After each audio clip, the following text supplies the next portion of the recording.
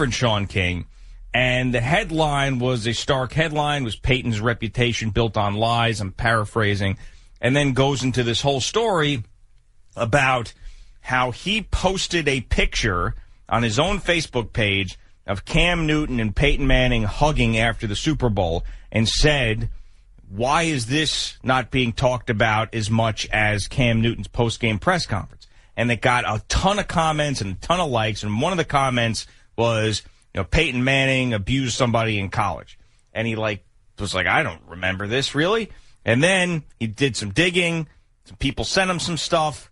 And all of a sudden, he's got this multi-page, 72-page affidavit that was written by the accuser's lawyer. Though you have to remember this. The accuser's lawyer goes into detail about this incident between Peyton Manning and a female trainer, while he was at Tennessee.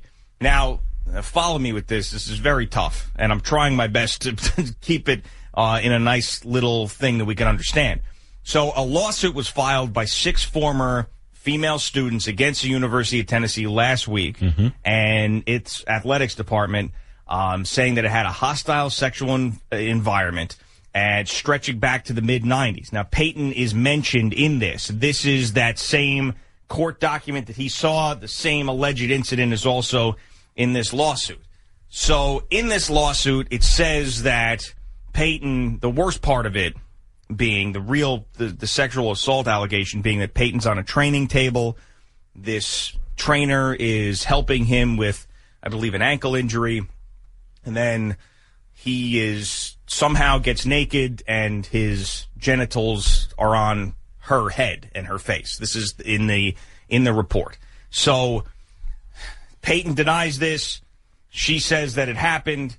All of a sudden, there's no charges being filed. He writes a book later where he said that she has a potty mouth, and she sues him for defamation. They settle out of court. The thing's been done for a long time. Right. And now, all of a sudden, it's coming back up again. Yeah, and that's what was interesting about the story is the fact that we've already litigated this.